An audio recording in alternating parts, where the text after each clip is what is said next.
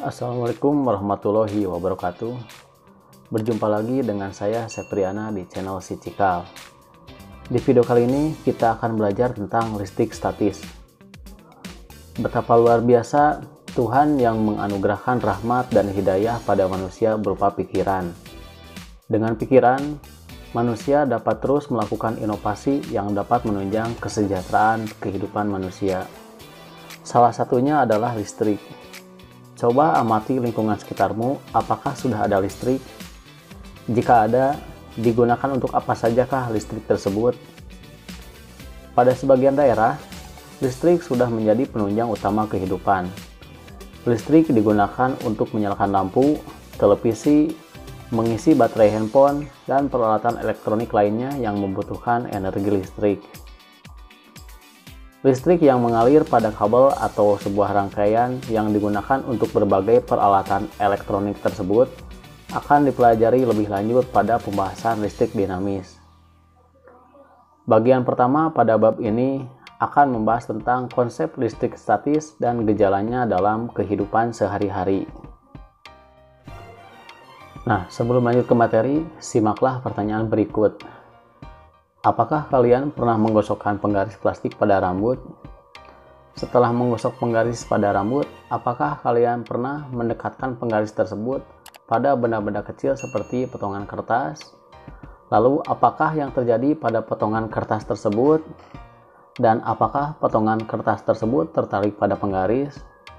Lalu, bagaimanakah hal ini dapat terjadi? Agar kalian dapat mengetahui jawabannya, ayo kita pelajari bab ini dengan penuh semangat.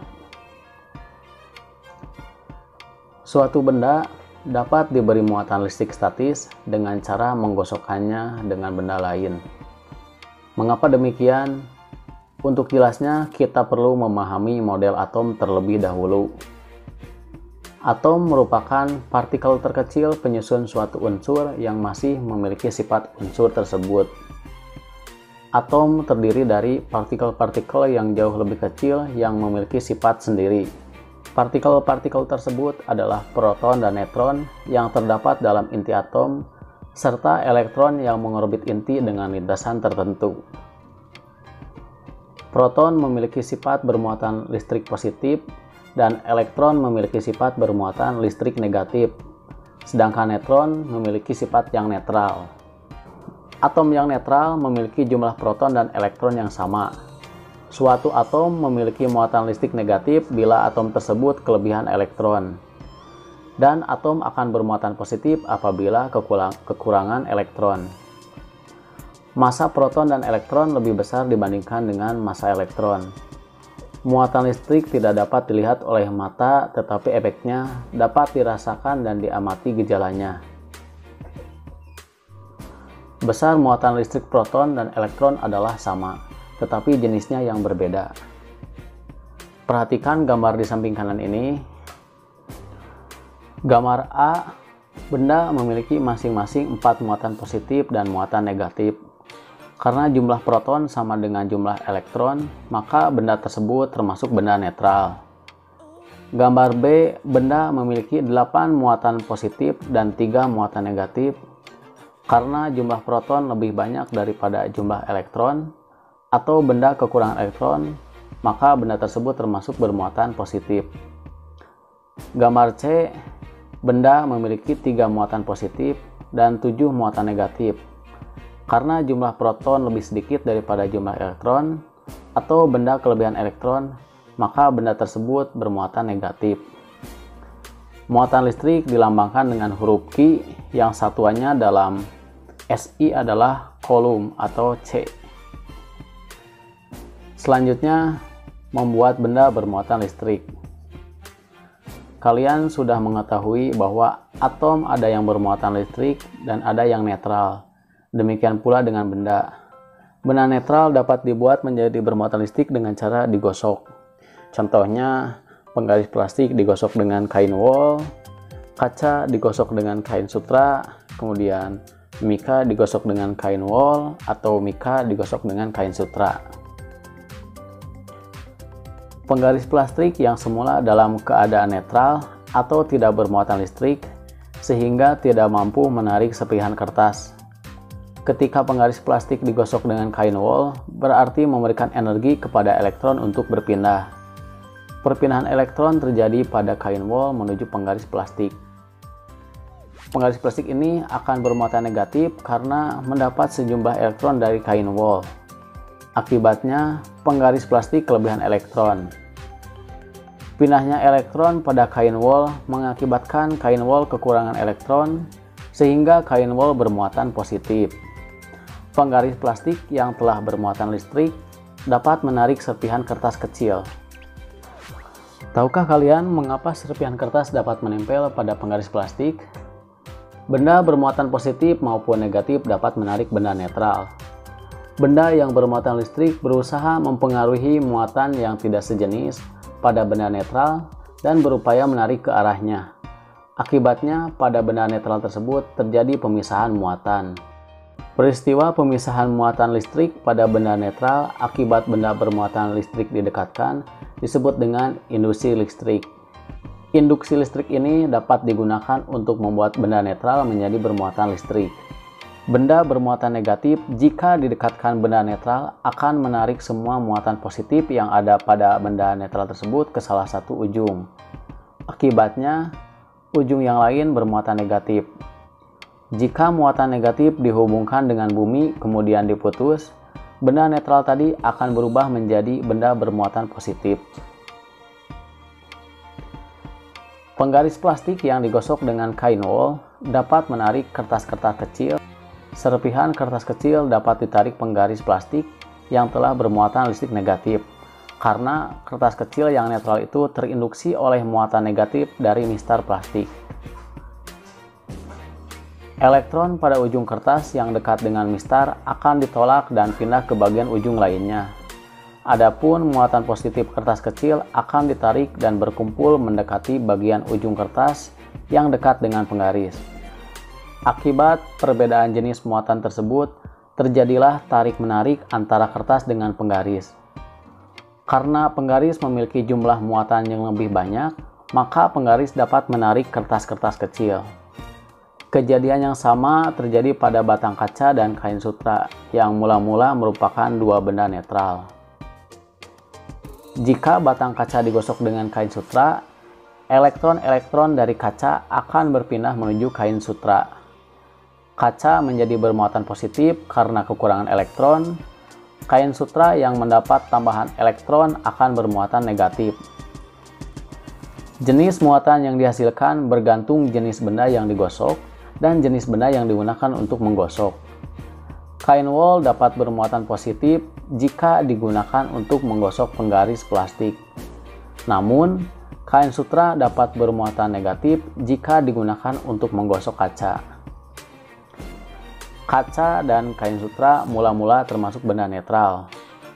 Jika batang kaca digosok dengan kain sutra, akan terjadi perpindahan elektron dari kaca menuju kain sutra, dan kaca akan kekurangan elektron sehingga bermuatan positif. Selanjutnya adalah sifat-sifat muatan listrik.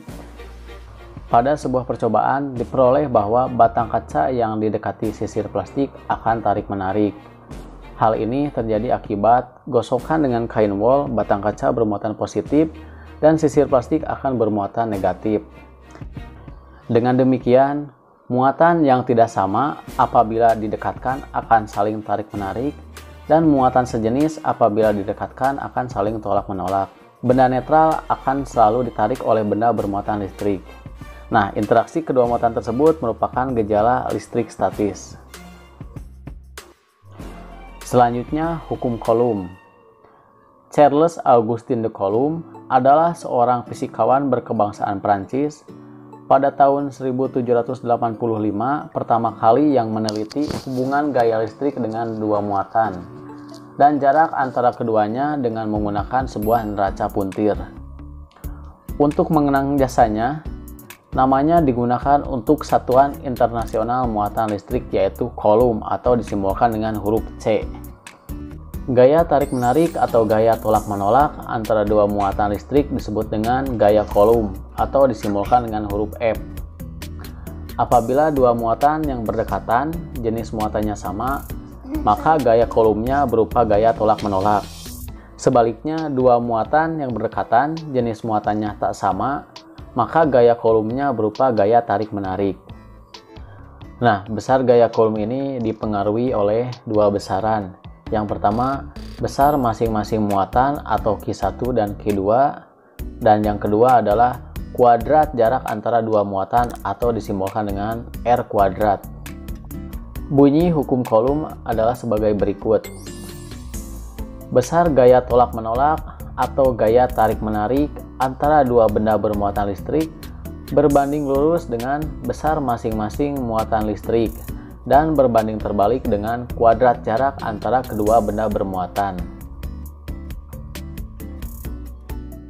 Secara matematik, hukum Coulomb dirumuskan sebagai berikut. Fc sama dengan K dikali Q1 dikali Q2 dibagi dengan R kuadrat, di mana Fc adalah gaya tarik-menarik atau gaya tolak-menolak. Satuannya adalah Newton atau N. Kemudian Q1 dan Q2 adalah besar muatan dan satuannya adalah Coulomb. Kemudian R adalah jarak antara dua benda bermuatan dan satuannya adalah meter. Kemudian yang terakhir adalah K, yaitu konstanta pembanding dan besarnya 9 kali 10 pangkat 9. Nah, perhatikan contoh soal berikut. Dua muatan sejenis besarnya 2 kali 10 pangkat negatif 6 Coulomb dan 6 kali 10 pangkat negatif 4 Coulomb. Jika jarak kedua muatan sebesar 6 cm, berapakah gaya Coulomb yang dialami kedua muatan tersebut? Nah, untuk penyelesaiannya, kalau soalnya berbentuk soal cerita, maka yang pertama didahulukan adalah diketahui dulu. Nah, di sini yang diketahuinya besaran yang pertama adalah Q1 atau muatan pertama. Muatan pertamanya atau Q1 besarnya plus 2 dikali 10 pangkat negatif 6 Coulomb. Kemudian besar muatan yang kedua adalah plus 6 kali 10 pangkat negatif 4 Coulomb. Karena di sini sama-sama positif, berarti muatannya positif, maka gaya Coulomb yang terjadi adalah tolak-menolak. Dan yang diketahui berikutnya adalah R atau jarak kedua muatan, di mana jarak kedua muatan ini adalah satuannya masih dalam cm. Sedangkan untuk R ini harus menggunakan satuan internasional, yaitu ke dalam meter. Maka di sini yang 6 cm ini dirubah dulu ke dalam meter. Dari senti ke meter itu naik 2 tangga, berarti artinya kalau naik 2 tangga dibagi dulu dengan 100. 6 dibagi 100 sama dengan 0,06. Atau kalau dirubah menjadi bilangan berpangkat, setelah angka 0 ada 2 bilangan atau ada 2 angka, yaitu 0 dengan 6. Karena 0, maka pangkatnya menjadi negatif, ada 2 angka, jadi 6 kali 10 pangkat negatif 2 meter. Kemudian yang terakhir adalah K, konstanta. Nilainya sudah ada, yaitu 9 kali 10 pangkat 9. Atau kalau 10 pangkat 9 itu berarti nolnya ada 9. Kemudian selanjutnya yang ditanyakan adalah Fc, yaitu gaya Coulomb. Rumusnya tadi sesuai yang sudah dijelaskan, Fc sama dengan K dikali Q1 dikali Q2 dibagi dengan R kuadrat. Nah, karena nilai K 9 kali 10 pangkat 9, kemudian Q1 2 kali 10 pangkat negatif 6, kemudian Q2 6 kali 10 pangkat negatif 4. Semuanya dikalikan dulu. Yang pertama dikalikan yaitu bilangan yang ada di depannya, yaitu bilangan aslinya.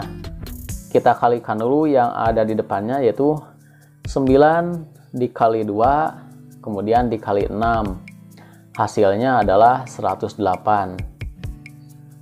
Karena pengalinya sama, semuanya 10, yang berbeda adalah pangkatnya, di mana dalam matematika apabila ada bilangan berpangkat kemudian dikalikan, maka pangkatnya ditambahkan.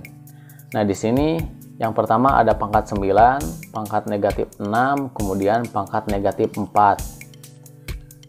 Karena sesuai dengan rumus matematika, pangkatnya tersebut harus ditambahkan, maka 9 ditambah negatif 6, kemudian ditambah negatif 4, hasilnya adalah negatif 1. Nah, seolah-olah 9 tambah negatif 6 itu positif dengan negatif, jadi negatif. 9 dikurangi 6, hasilnya 3, kemudian 3 ditambah negatif 4, atau 3 dikurangi 4 sama dengan negatif 1. Jadi hasilnya 108 dikali 10 pangkat negatif 1.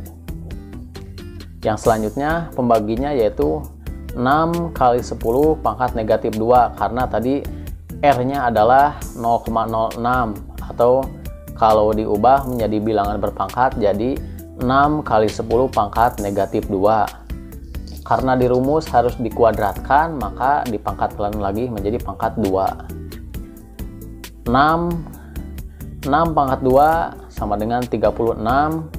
Kemudian kalau ada bilangan berpangkat kemudian dipangkatkan lagi, maka pangkatnya dikali. Jadi pangkatnya negatif 2 dikali dengan 2, hasilnya negatif 4. Jadi hasilnya 108 dikali 10 pangkat negatif 1 dibagi 36 dikali 10 pangkat negatif 4. Nah, di sini ada bilangan berpangkat kemudian dibagi. Karena pengalinya sama yaitu 10, yang di atas 10 yang di bawah 10, maka yang dioperasikan adalah pangkatnya. Karena ini pembagian, maka pangkatnya dikurangi. Jadi negatif 1 dikurangi dengan negatif 4. Jadi negatif dengan negatif, karena di sini negatif 1 dikurangi dengan negatif 4, ada negatif dengan negatif 4, sehingga yang negatif tersebut karena berdampingan dengan negatif lagi menjadi positif.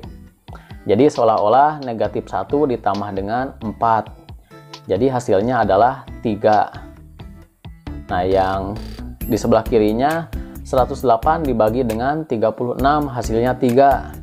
Sehingga hasil akhirnya 3 kali 10 pangkat 3, satuannya yaitu Newton. Atau 10 pangkat 3 ini adalah 1000. Jadi 1000 dikali 3 sama dengan 3000 Newton. Nah, itu adalah hasilnya, hasil dari gaya kolomnya. Gaya kolom yang dihasilkan atau yang dialami oleh kedua muatan tersebut adalah 3000 Newton. Nah, yang berikutnya yang terakhir adalah penerapan listrik statis dalam kehidupan sehari-hari. Yang pertama, pengendap elektrostatis. Alat ini ditemukan oleh F.G. Cottrell pada tahun 1907. Alat ini digunakan untuk membersihkan udara yang keluar dari cerobong asap. Yang kedua, untuk pengecatan mobil. Agar mobil dapat dicat dengan rata, maka badan mobil diberi muatan listrik yang berbeda dengan muatan listrik pada cat. Dengan demikian, cat dapat menempel kuat dan merata pada mobil. Yang terakhir ada mesin fotokopi. Mesin fotokopi memanfaatkan konsep listrik statis dan optik. Mesin ini memanfaatkan sifat unik dari logam selenium, yaitu dapat menghantarkan listrik ketika terkena cahaya dan tidak menghantarkan listrik ketika tidak terkena cahaya.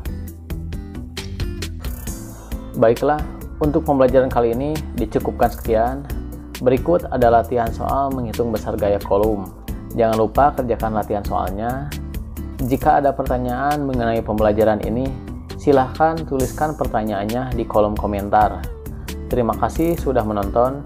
Saya pamit undur diri. Assalamualaikum warahmatullahi wabarakatuh.